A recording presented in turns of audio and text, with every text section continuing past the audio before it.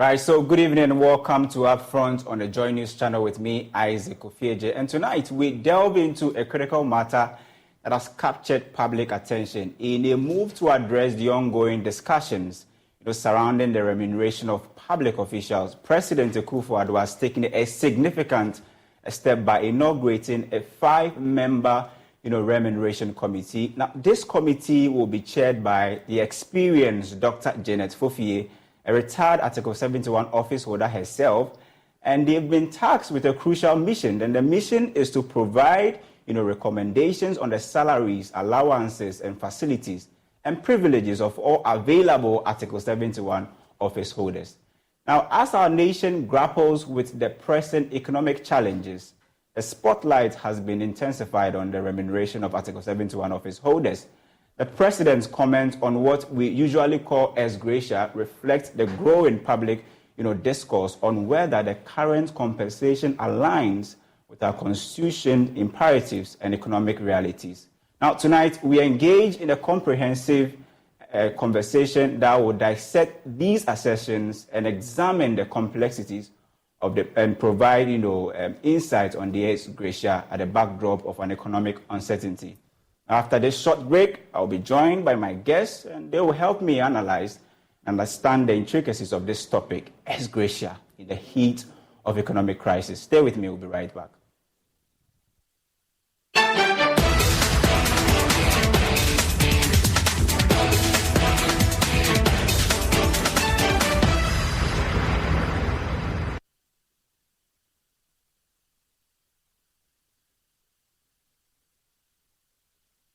Hello, my name is Abeku Agri Santana. If there's anything that makes my life so easy, it is my bank. I love hanging out with my boys at our usual fufu joint. But even without cash, we still chop better with EcoBank Mobile. No matter the time of day, my bank helps me stay in touch with my beautiful wife whenever she's away. And when my beautiful wife is in town, she never misses out on her favorite TV shows because I'm able to pay up all my TV subscriptions from the comfort of my mobile phone. Whenever she has to get groceries too, my bank makes it cashless and convenient. And the part my wife loves the most is when my bank makes it possible and easy for her to shop from any part of the world without moving. Welcome to the smart world of EcoBank. Download EcoBank Mobile from Google Play Store or the App Store and discover the smart way to bank. EcoBank, the Pan-African Bank. No. This is for your mom. She loves me because of my fruitelli.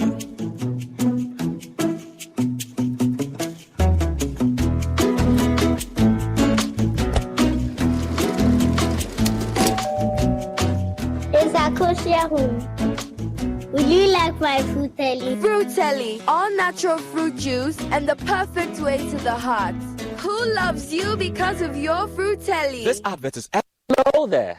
To provide timely information and to explain educational reforms and to discuss school models and interventions, the Ministry of Education, in partnership with the Teacher Education Journal, presents to you the first ever education TV talk show, The Edu Talk Show. The Edu Talk Show keeps you informed and updated on trends in the world of education. The Ghanaian teacher is so versatile. Provide him the opportunity, train him, and that teacher will perform wonders. Where are the women? They're doing very well academically, but they're not in the sciences and all of that. So technology is missing a lot more women that they could have had. You need to tell the parents, at the moment, what you are getting is covering only an aspect of your child's education. And therefore, it's very difficult for you to make any decision with the limited information you have. We still have more to do when it comes to safe school. So join us as we speak to our guests on reforms taking place in Ghana's education sector. My name is Blessed Sogan, and I am your host.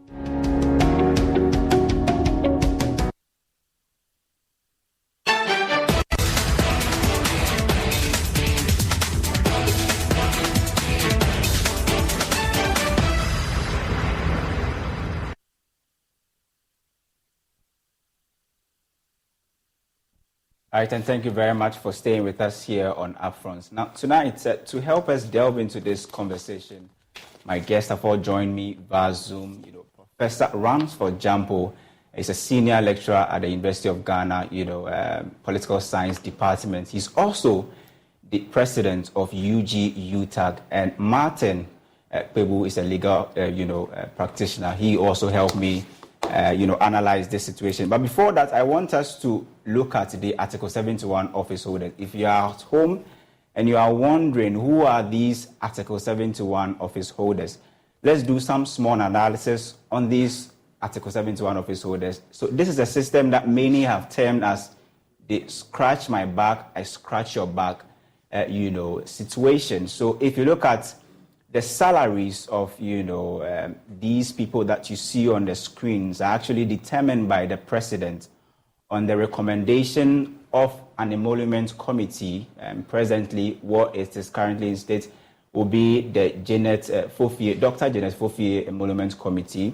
Now, the president will determine the salaries of the Speaker and Deputy Speakers of Parliament, members of Parliament, Chief Justices, and the other, Justices of the Supreme Court, the Auditor General, and also determine the salaries of the Chairman and Deputy Chairman of the EC, a Commissioner for SRAJ, District Assemblies, Common Fund Administrators, and other commissioners. Now, if you go to that of the president, okay, who will determine the emoluments or the salaries of the president? So, in the first instance, you saw the president actually taking in charge and determining the salaries of the people that I mentioned, the officers.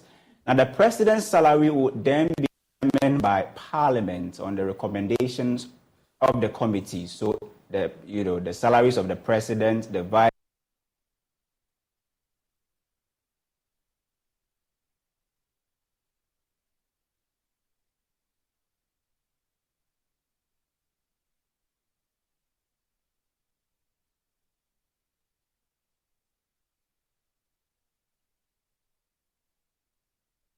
big gaping hole where currently we are under an IMF program, and in fact, we are expecting a second disbursement of the 3 billion bailout package. First, I'd like to start with Martin Pebu.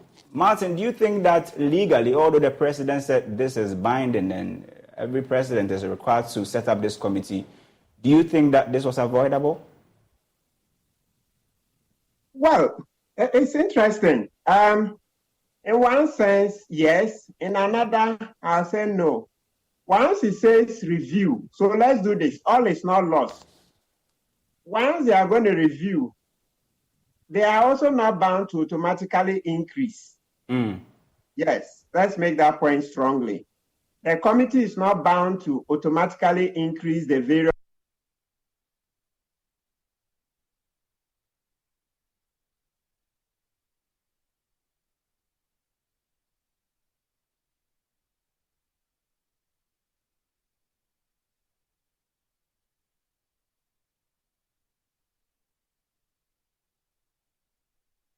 Look, as you go about this work, the Yana is the overlord of the Dagbon traditional area. So he said what?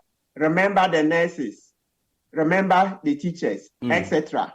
That was the admonition he gave the committee the last time round. So for me, I want to remind the committee that the Yana's advice is still very beneficial. They should remember teachers, they should remember nurses, they should remember Kayaye. As we talk now, the minimum wage is what? About 14 cedis and some change. That's minimum wage. That's per day. So if you multiply 14 point something by 30, you are not getting more than 1,000 Ghana. Absolutely. Yeah, it's nowhere near it, right? So they should remember. And this article, what do you call it? 71 office holders. You look at their work and you see that, especially the political class, these are people who come and say they are coming to serve. But at the end of the day, you look at the conditions and you see that, no, this is not service. This is a gold mine. Yeah. You see that this is not service, but a gold mine compared comparatively, right? Yeah, so we are begging that the committee if you say this is a gold mine, for instance, I'm referring you to the Professor Ya Intiamwa, Emolument Committee, their recommendation, for instance. If it was accepted 100%, it meant that the president was going to walk away between 2017 and 2020 with an amount of 659,392 cedis. This is based on the recommendations that the committee actually gave. The vice president was going to walk away with 549,492 Ghana cedis. Speaker of Parliament, 488 Ghana cedis, 456, and then the cabinet minister around 400, more than 464, Ghana cedis. And if you look at that of the cabinet minister, who is a non-MP, is also going to earn in excess of 457,000. Members of Parliament in excess of 390,000.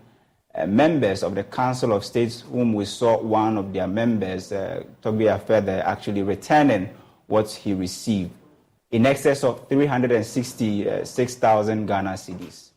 So if you say this is a gold mine, and if you look at the kind of situation that we are in right now, you said that a review doesn't necessarily mean that you have to increase.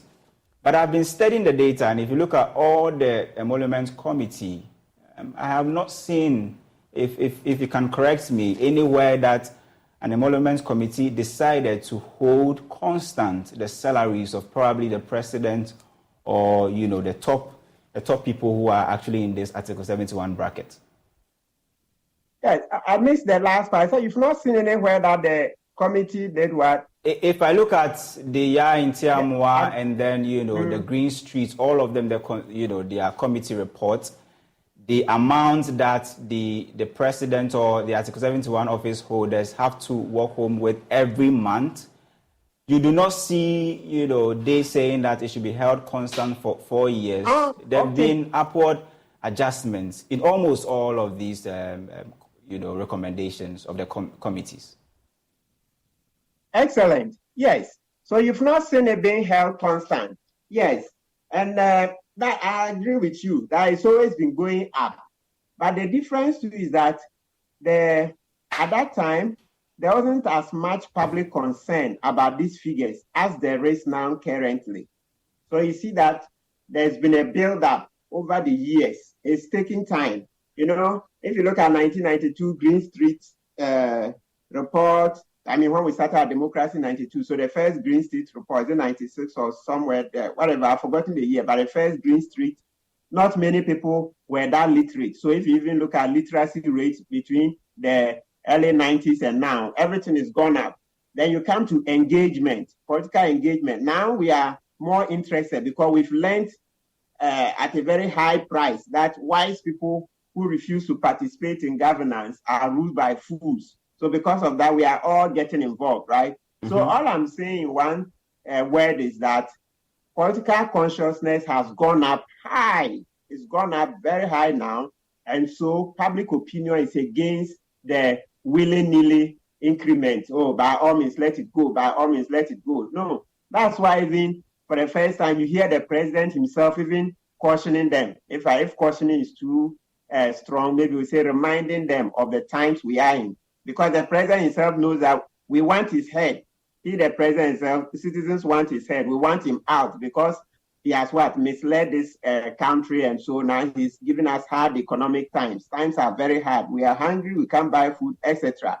So you see, in a situation where the president himself is even reminding them that we are in economic hardship, so they should be careful, it tells you that this particular review is not going to be business as usual, where the committee can just increase things despite advice. So based on this point, permits me to bring in Professor Ransford Gyampo.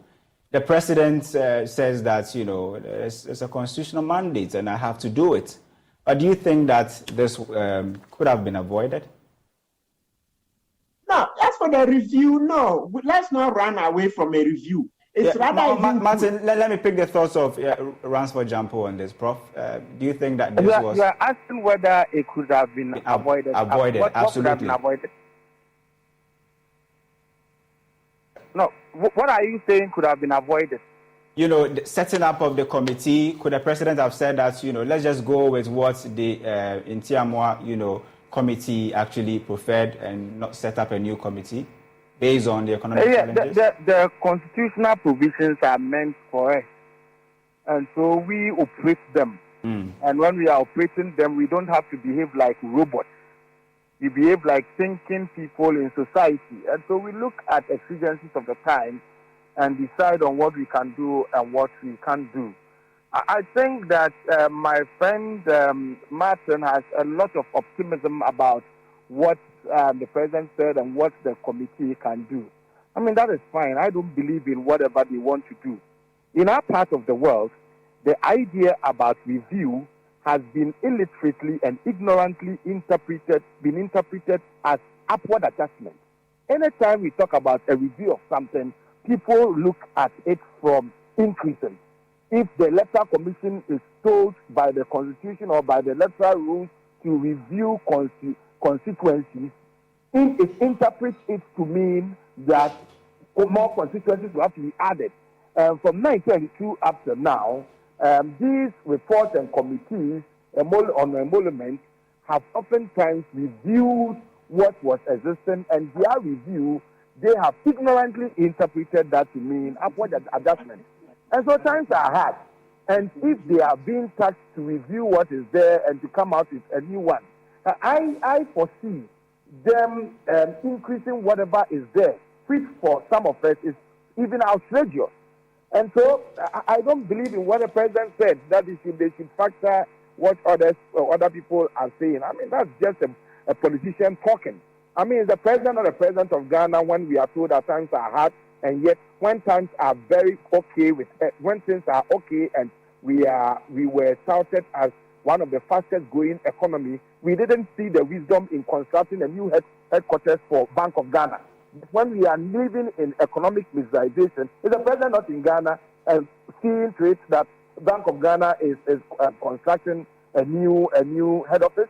And so it's not about what he's saying in that they should look at the comments coming from the public and all that. What I know is that for them, for members of the committee, a review would mean upward adjustment. And sometimes it's even funny and it's even ridiculous. These are committee members who themselves are public servants who earn pittance. Yet they sit down to think that politicians who have oftentimes come to rape the nation and milk the nation dry are more intelligent and better than all other public servants, and so they must always have fat salary. Look, I am now president of UTAC, Eugene.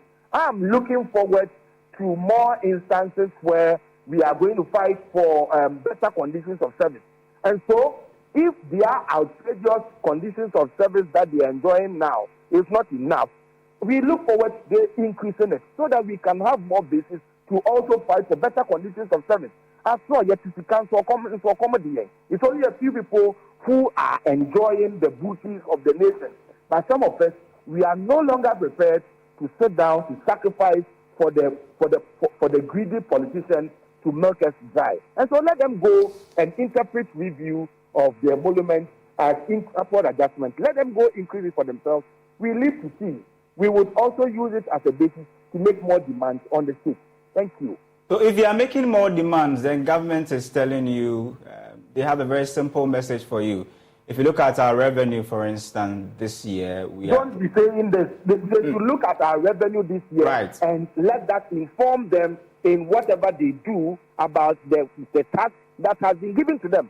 But don't ask me this question. When they themselves wouldn't be mindful of our revenue and they will be making recommendations for fat emolument for politicians, and you are telling me that if we make the same demand, we'll be referred to our revenue. Please don't ask that question. But you have been given a 30%, raise in base pay. Is that not enough?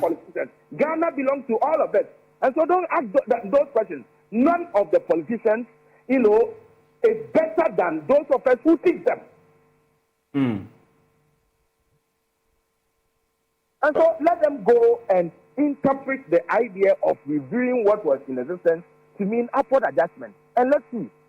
They should also think about themselves.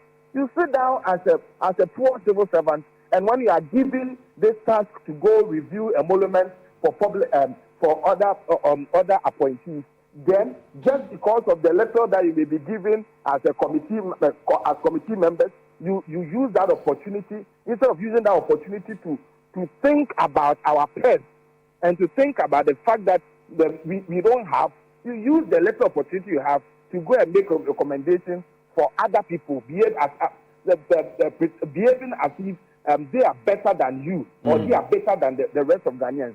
I mean, Article 71 office holders, they are a nauseating bunch of public servants that we labor unions, we don't want to hear about them. And so if they are going to use, others are going to use another opportunity given to them to further increase their conditions of service, we need to see. But like I said, we would use whatever they do as a basis to also make demands on the state. So what would be Labour's strategy going forward if you are saying that you're going to base on the recommendations? Let them go and interpret the idea of review to by all means an increase. Mean upward adjustment of their conditions of service. If they do so, we would also make the same demand that our conditions of service be adjusted. And we are not going to be listening to those useless explanations and pleas that, times are hard. If times are hard, let those who have been constituted into a committee be reasonable and Ghanaian enough to factor the fact that times are hard in the work that they are expected to be doing. Well, we've had CTAG, they are on strike. We've had their salaries actually being frozen. Don't you think this is a strong indication that it will be difficult to ask for probably, an increase in base pay? You are talking about CTAG. You are not talking about all labor unions. Okay? But I know that there are conversations and talks for all of us to team up with our colleagues who are being maltreated, to ensure that the right thing is done. Nobody has got the right to do what is that kind of treatment to CTAG the way they are being treated. And so let's wait and see. Ghana belongs to Ghanaians. Ghana does not belong to a few not too educated people who, by virtue of luck, have gotten into political appointments, and so they want to be making decisions that benefit them and decisions that affect the rest of the population. Ghana belongs to all of us. Right. So, Martin, I have this, and I want to share with you and pick your thoughts on it. I'm looking at the Professor Intiamwa, Emolument Committee, their recommendation, for instance. They actually recommended that the salary of the president in 2017, then I think in 2016 was around 29,899, Ghana cedis. That was per month, in excess of 29,000 per month. Now, this was expected to be increased from that 29,000 in 2016 to 35,000 in 2017, 39,000 in 2018, 42,000 in 2019, and 47,000 in 2020. The vice president, same, from 26,000 in 2016 to 39,000 in 2020. So you say that a review does not simply mean an upward adjustment, but if you look at this, and I read what the president said, I listened to him in 2019 when he was admonishing, the Intiamwa Committee, the same thing he's telling, the Dr. Janet Fofie Committee, except that this time around probably we are under an IMF program and things probably are difficult compared to those periods. So that's the data. What do you have to say?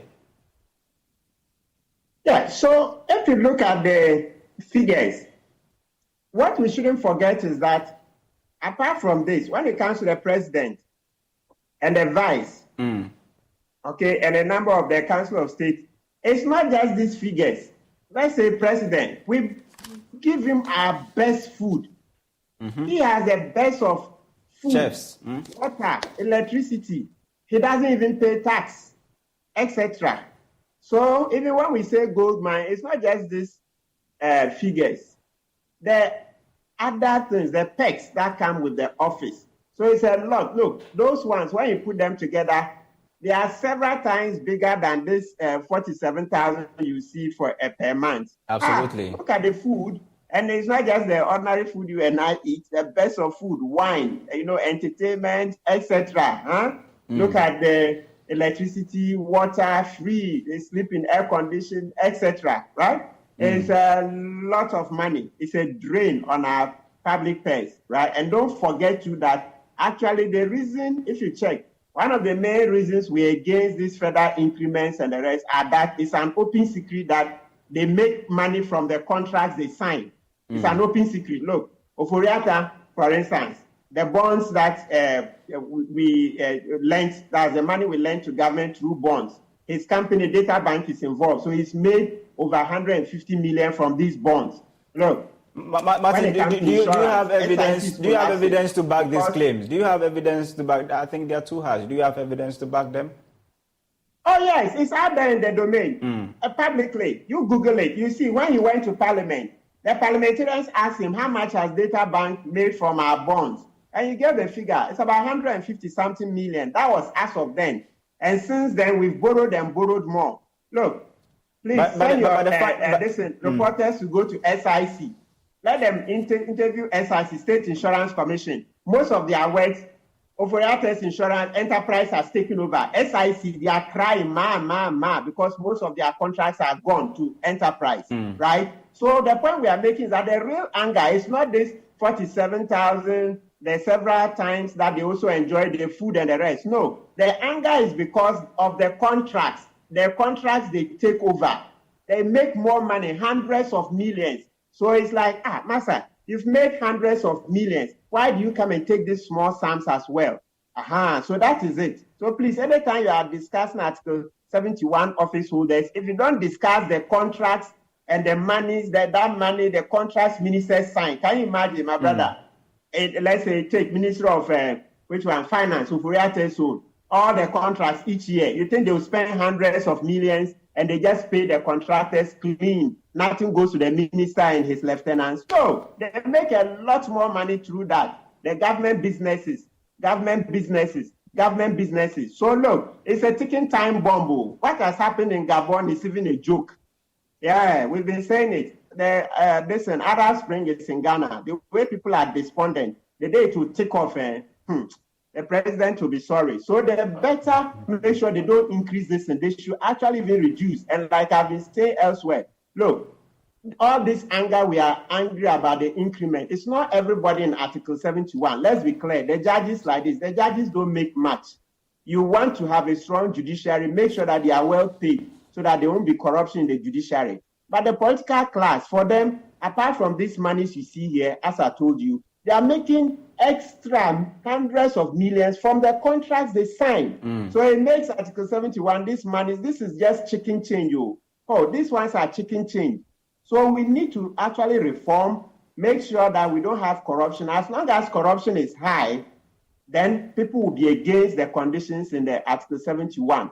Meanwhile, we are lumping them up. I feel it for the judges because the judges don't get contracts like these politicians get. The judges don't get contracts that these politicians get. Yet, they are in the Article 71 category and we just lump all of them. It's a sad...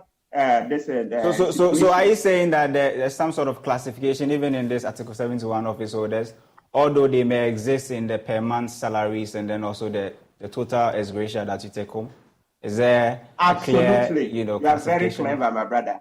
You are clever. That is, we need to classify and take out the judges. You see, take them out and some of the civil servants so that we'll deal with the political class alone. Because as for the political class, I'm telling you, you saw the money in Cecilia Dape's house. Excellent. You saw that money in Cecilia Dape's house. So you see that Article 71 is just a joke. It's a joke because they make more money from the contracts. So this one is just a joke. So when they take this, the reason we are worked up and talking is that it's like, Abba, isn't there an end to greed? Because we all know, ask the contractors. No contractor will get a contract for, let's say, 2 million Ghana. 2 million is even more. Even this is 500,000, and then the contractor will go away with all the money. He has to give some to the ministers, the minister in charge, sector minister, the chief director, what and what. It's a mockery. So let's fight. They should stop increasing this Article 71 emolument for these people. So let's categorize. You know, the last time in TMY's committee sat, they even said, no, was it the one before? Is it Wando? At a point, they said they should have an emoluments commission. an emoluments commission. Maybe we should revisit it and see how we'll take it there and add them to the single spine. Look, people are willing to serve Ghana for free. Not these current politicians that we have that they just come and they take everything from the citizens. And that's why I'm even calling on the churches and the Muslim communities, Chief Imam, Sheikh Nur, Sharbutu and his people. They should come together, elect some people for us, and then they also contest for elections so that we'll stop this NDC MPP because the greed is too much. Our people are dying. About 3 million Ghanaians are hungry. They are part of what we say poverty. By the World Bank standards now, poverty is what? Living on less than $1.90. 45% of Ghanaians are multidimensionally poor. Yeah. Sorry? 45% of Ghanaians are multidimensionally poor. Excellent. Thank you very much for somewhere about 14 million Ghanaians. Right? Thank you. Multidimensionally poor. Good. I was talking about just the food people, the $1.90 cents people. They are about 3 million. Yeah. And then now you add the multidimensional, we're going to 14 million. Yeah, the president and his ministers, they've chopped all the money. Look at the money in Cecilia Dape's house. Look at the money in their accounts. So that is what we are talking about. So listen, this review here, they just have to keep it where it is. They shouldn't increase it 1 cent, but that they should separate the judges and any other category that don't have access to the contracts that these politicians have. Right. Anybody who has access to awarding contracts, there should be no increment because the money they make from the contract, that illegal money, the corruption money, is way higher than this. So it's like double jeopardy. Forgive, that's not the right word, but it means they are eating with their hands and their feet. Both hands. Eating with their hands and their feet. Is there no end to greed? Well, let me bring in Professor Gyampo. Prof, do you agree that, workers who are on the single spine salary structure are actually poor? If you look at their wage structure, the fact that the average salary is somewhere around 3,000 Ghana cedis. There's someone in the public sector who earns less than 500 cedis. Yet you have Article 71 office holders earning in excess of 36,000 Ghana cedis per month. Martin says we should categorize them. Do you really agree with this assertion? The question as to do I agree whether workers on single spine are poor shouldn't be asked. I mean, that is not the issue. It's a no-brainer. Everybody knows. So Prof, tell me what the issue is. Tell me. The issue is that times are hard. First of all, we have argued that we do not even need that category of public servants called Article 71 office holders. We don't need them. It doesn't happen anywhere. We don't need them. So let us scrap let us work for Ghana. Let Ghanaians work for Ghana in their capacities as public servants, as civil servants, and as private persons. That is all. Why is it that the Constitution talks about avoidance of discrimination, at the same time it is imposing discrimination, on us by creating a certain segment of public servants, calling them Article 71 office holders? Why? Why that discrimination? That's how come we were talking about Constitution review. The Constitution review exercise started, I think, in 2010, got done around 2012, and from that time up to now, since power changed hands, nothing has been done about that exercise that we spent huge sums of public resources in embarking upon. Okay, and so the point is not about it is a known no-brainer question that Ghanaian public servants, particularly those on the single spine salary structure, are severely underpaid. And that one, we don't even have to argue over that. The evidence are there for everybody to know and to see. And so, if people continue to live in such kind of economic miserization, and they continue to have this paltry sum as take-home pay every month, and then you have an arrangement that periodically reviews and upwardly adjusts salaries of a certain segment of the people and tell all other appointees or all other public servants for them to tighten their belts. But Prof, Yeah, the president's actually saying that if you look at the U.S., for instance, they have an automatic adjustment mechanism where, public or people who serve in special offices or high-end offices in the country, their salaries or emoluments are actually automatically adjusted. He's requesting or telling the committee to look at something like that.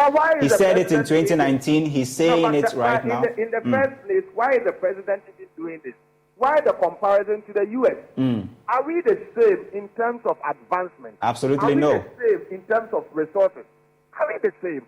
So when it suits you, you compare yourself to other countries? I mean, it is absolutely unacceptable. This was a man who said that he was coming to protect the public first. But everything he has done goes contrary to protecting the public first. It doesn't lie in the president's mouth to make such a comparison. Comparing what happens in the U.S., what happens in Ghana. They can afford it. Can we afford it? I mean, what is wrong with us as a people? I am saying that let the very poor public servants who have been constituted into a committee to review the current emoluments of Article 71 office holders, let them go and upwardly adjust it. And we'll all be here to see what will happen. I mean, what sort of country is this that, I mean, it's as if we cannot even, when it comes to issues about efficiency and protecting the public purse, all of a sudden everybody wants to milk the nation dry and hide under constitutional provisions and laws to do so. Suddenly we cannot think about ways and means to cut costs to be able to ensure that whatever is paid is equitably distributed in a manner that would assure some stability. Prof, but you know, as gratia is more or less like a way of saying, thank you very much for service well done. And don't you think that you deserve it? Well, what service are you talking about? People serve Ghana better than politicians, and they go home with 900 cities. People serve Ghana better than politicians, and they go home with 3,000 cities. Okay, so what kind of service are you talking about? What at all does the politician of today, what does he do? That is so much that what rocket science function does he perform in his duty and in his role that none can perform? You see, you do this, you ensure.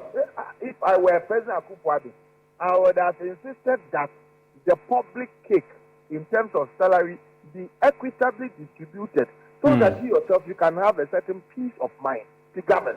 Now you see African leaders, they are milking the nation dry among themselves. Now when they hear about coup in other countries, then it is sending shivers down their spine. When you are commenting on these things in the public domain, then they call you behind the scenes that, don't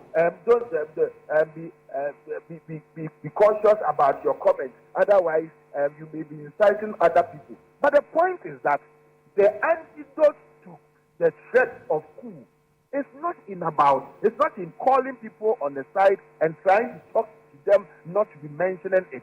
The antidote to the threat of coup is about governing well and ensuring equity in the distribution of the national cake and national resources.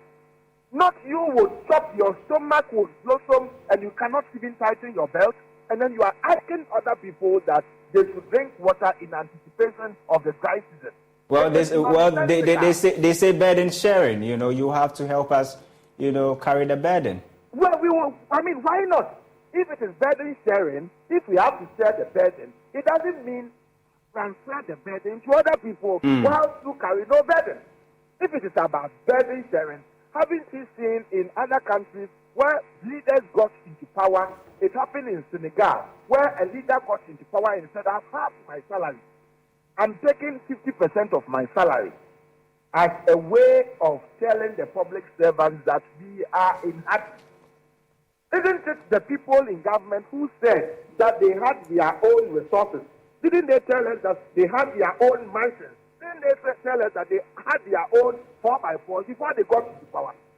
Were they not the ones who were telling us that they were already rich before they got into power. Now, if you were rich before you got into power, I mean, why would you demonstrate that, look, you didn't come to rape our resources? Those who claim that they were rich before they got to power, they are the ones who are rather even knocking us dry. Why can't we hear from them that, look, because we are living in hard times, we are deciding that we are having our salary. Because we are living in hard times, we are deciding that, look, we are even going to go by the already existing conditions of service that was previously passed, which some of us have even described as outrageous and must even be reduced.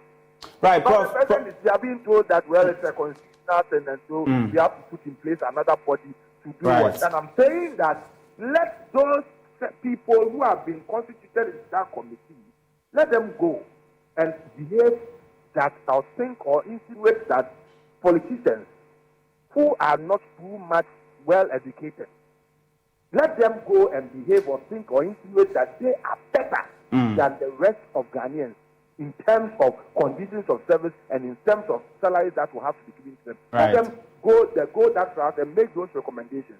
We will all be in Ghana. We will see what we will also do in terms of our demand on the stage.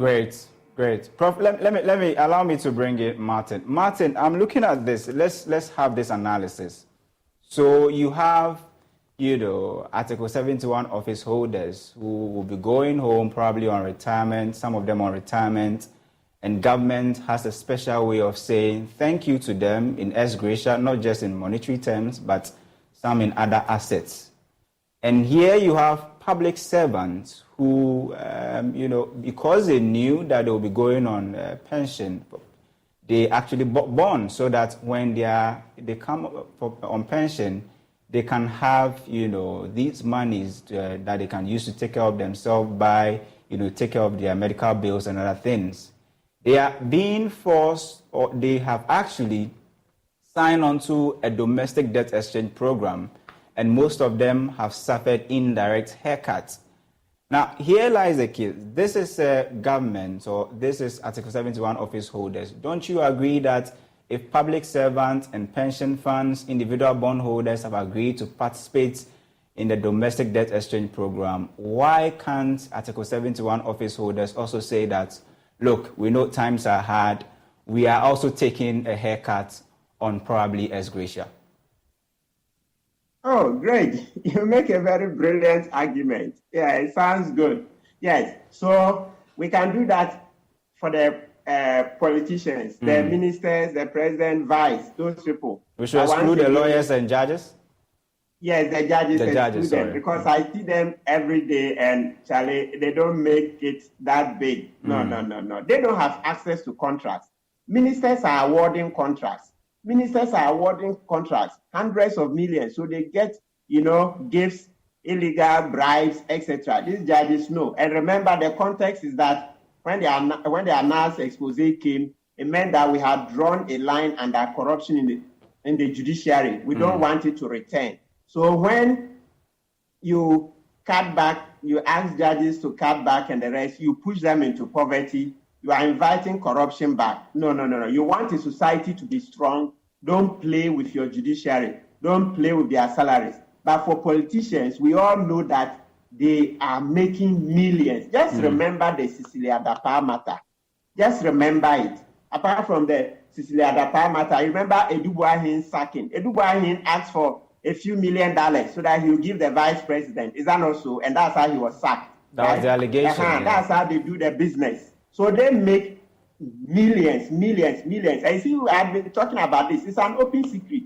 Don't worry, these millions, it will stop soon. When enough of our youth get angry, they will see. We'll go and stop them, the Arab Spring. So for now, if we separate the judges and some of the civil servants in the Article 71 category, you look at the NCC. So a place like NCC, yes, not much goes on there. Okay, so some of them, we can separate them and they shouldn't take a haircut. But as for the ministers, the president and the vice and the council of state, they must take a haircut. That would be very, very beneficial to us. Yes. Because, my brother, it's no joke.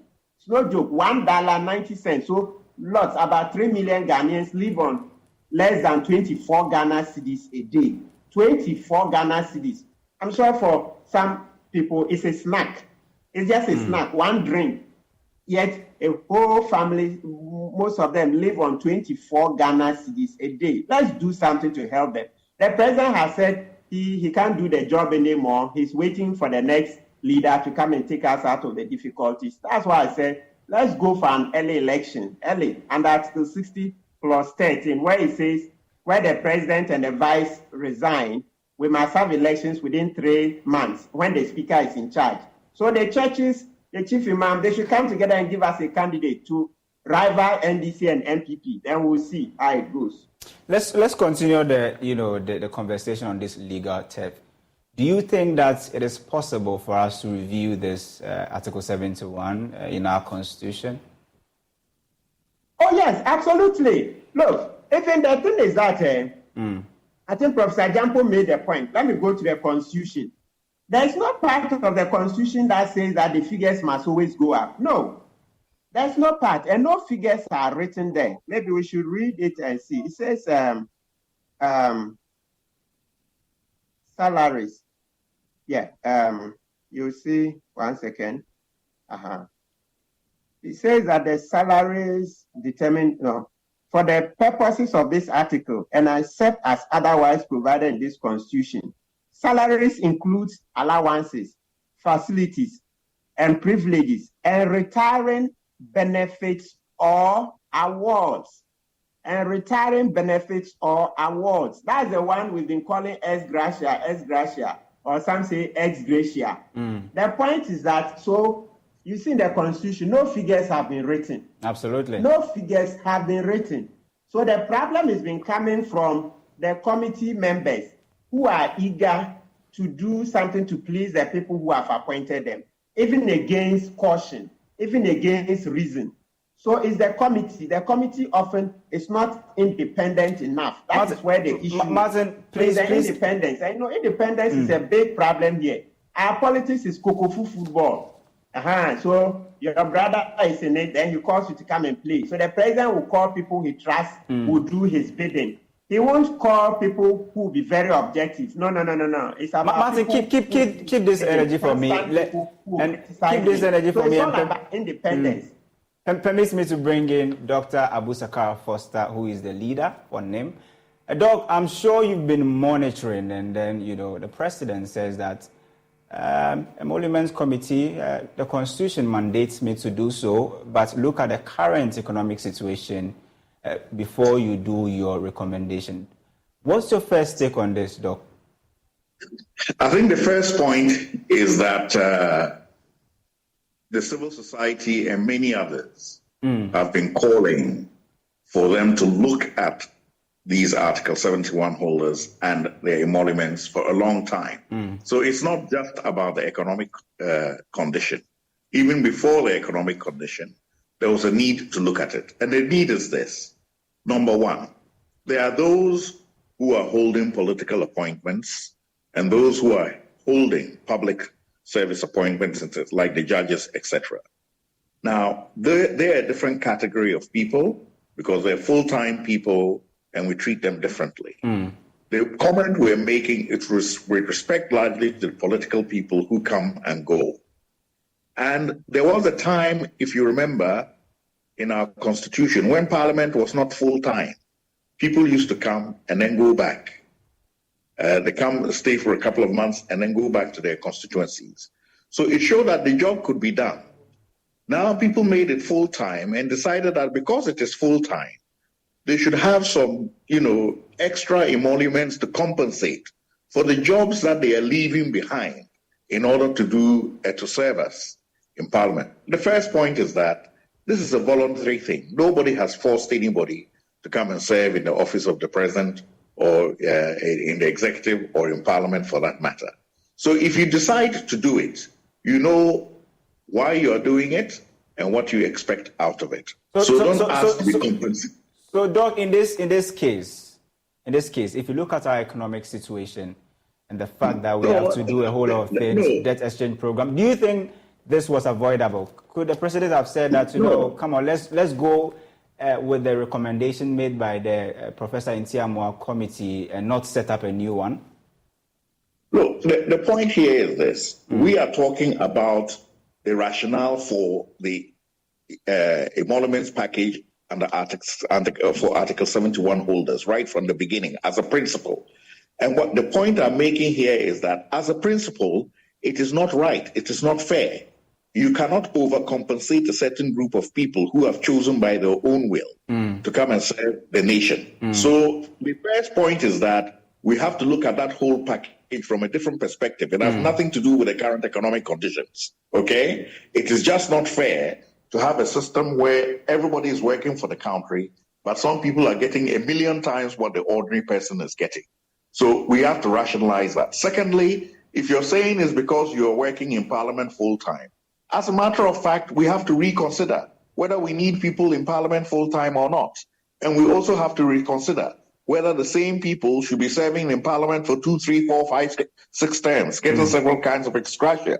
Maybe there should be term limits on the number of times you can serve in Parliament as well. Secondly, even those people who serve in public office like the president, etc., you have chosen and you've got the privilege. So we cannot create a certain package which is so great in quantity in comparison to other people, because then it does not give people the sense that we are all pushing the burden of the nation together, that we all have our shoulders on the wheel. The impression it gives is that some people are sitting in the palanquin and others are carrying it. So right from that point of view, we have to look at it right from there and get it straight. The second part of it is respect to what you're talking about, the current situation where they've made some recommendations. All those recommendations are about how much you increase it and whether you should increase or not increase it. If I'm principal telling you that the existence of the thing itself is not correct, why are you telling me about increasing or not increasing it? Are you with me? Yeah. So I think that we have to come back when we're talking about reviewing this. It should not be, how much should we increase it by so it is not too much? What we're saying is that on the scale of 1 to 10, it's already gone past 10.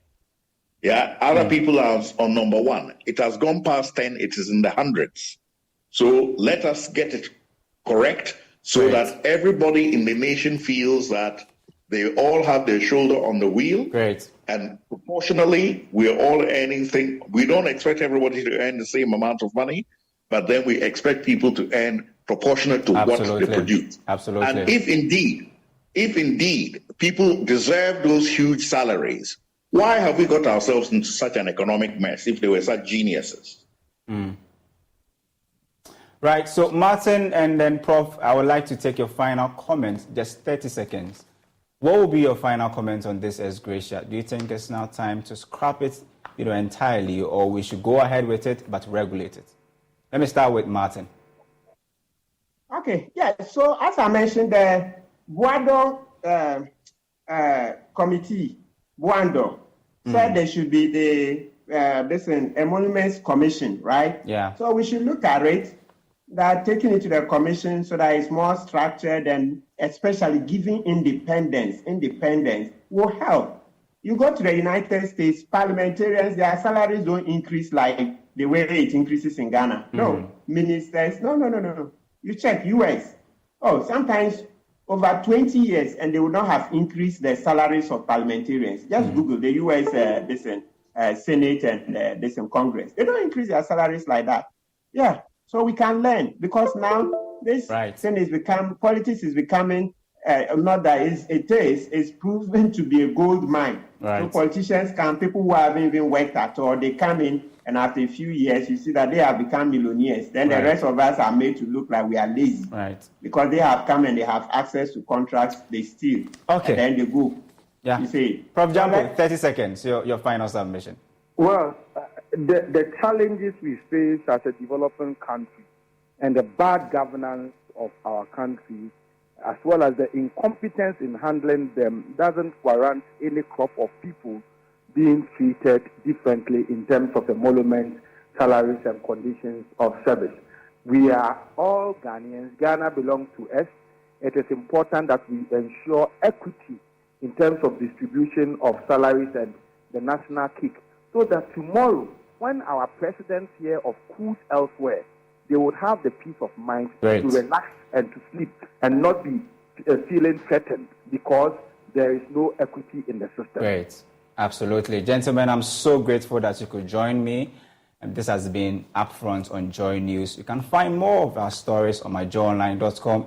Joy News Prime is up next.